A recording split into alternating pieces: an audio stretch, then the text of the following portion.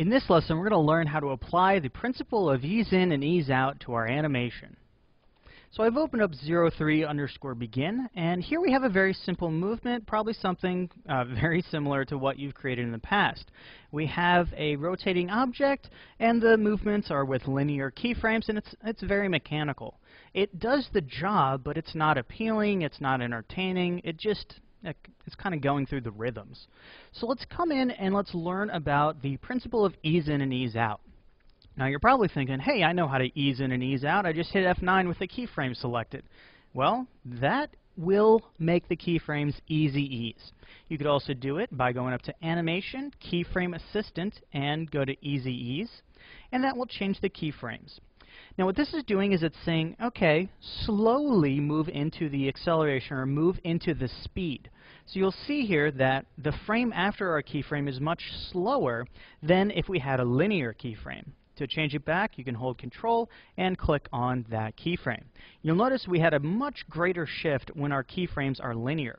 And that's because the motion is the same every single frame.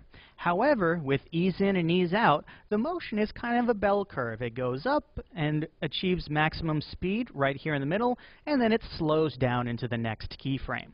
Now that will give us slightly nicer motion, technically more correct, but still it's missing something. It's missing some life. And this is because ease in and ease out isn't as easy as an easy ease keyframe. Try saying that sentence 10 times fast. But what we need to remember is that ease in and ease out is all about motion, and it's about physics. You've probably heard the physics term that a body in motion wants to stay in motion, and a body at rest or still wants to stay at rest. And what that says is it requires energy or force to start or stop movement. Now here you can see we are slowly easing into it, but it's really not giving us much time to begin looking at the animation. And at the end here, we stop unnaturally perfectly. In the real world, things don't stop on a dime, no matter how much the automobile commercials tell you they can. Everything has a little bit of movement and a little bit of inertia, even when we want to stop it. So let's add this into our animation. So this last keyframe is at -29. So let's begin by copying and pasting this keyframe a few frames forward. Now to apply ease in and ease out in layers, what we can do is we can overdrive the animation and then have it settle back to where we actually want it. So this animation is going down, it's going negative, it's rotating to the left.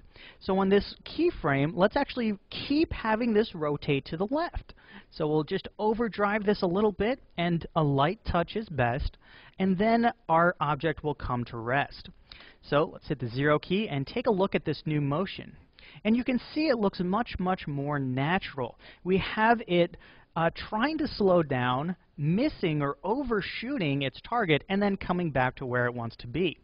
Now this might be a little bit too slow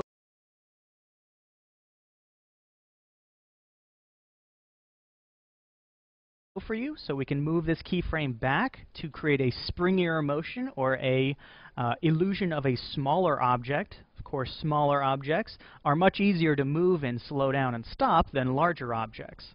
Now if we increase these, we have what looks like a very heavy object trying to slow down.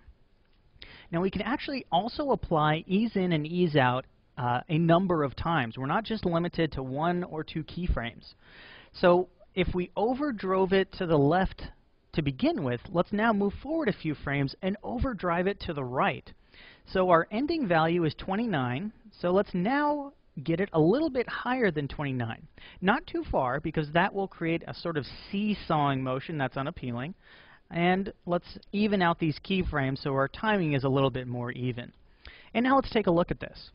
And what we get is this very nice, very natural motion. The clock here stops, it begins trying to stop, overcorrects, and now we have essentially the same animation, but it looks much more appealing because we have a little bit more movement, and it is moving as if it was inside of a real world.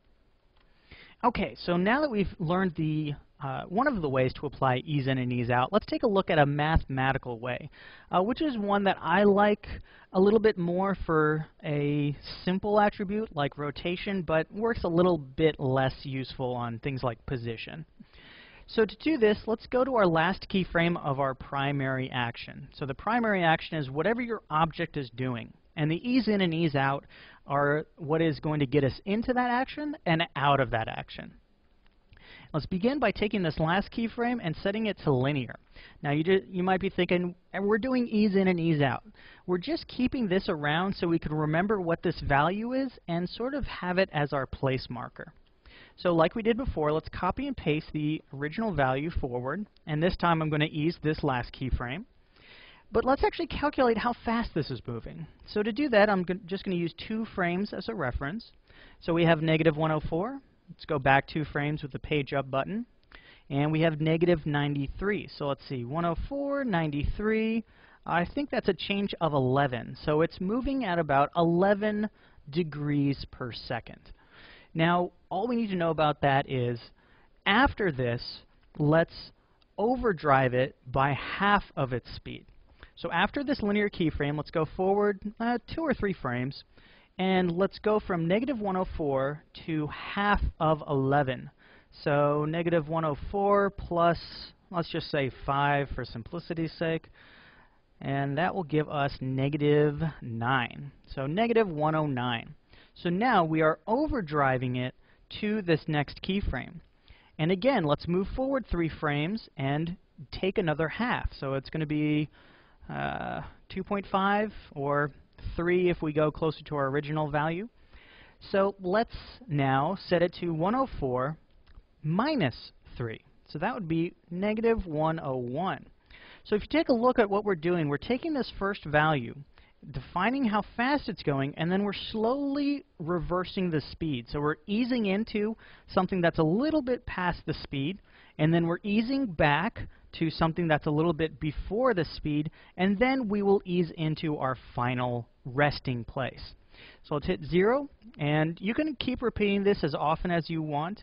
I really don't repeat it when the speed or when the value we're adding or subtracting gets below 1. In this case, we could probably add 1 more keyframe, so we can just move this last key forward a few, go into the middle, and let's say 104. Let's see, our last value was -101. So this time, let's set it to something like, let's say 105. Let's say -105. Okay, so now we're going to be oscillating this slowly back and forth until we finally run out of energy, hit the brakes, and ease into our final pose. Okay, so here we can see by just applying this very simple formula, we were able to create ease in and ease out very simply. Now, do you have to use math to use ease in? No. Just remember that when you're trying to slow down an object or speed up an object, you're going to need to give it a little bit of energy or bleed off the energy. And what's going to happen is that object's probably going to go past where you want it to stop, and then it will ease into the final pose. So I would always apply ease in and ease out whenever you're changing speed to an object. And as you can see here, it adds a little complexity to your keyframes. So I would do this after you have your motion and what you know your animation to be roughed in at a pretty good level. I wouldn't go in and add ease in and ease out to every little motion until I'm relatively sure that motion is going to stay what it is. So that's how you can apply the principle of ease in and ease out to create some really nice and appealing motion.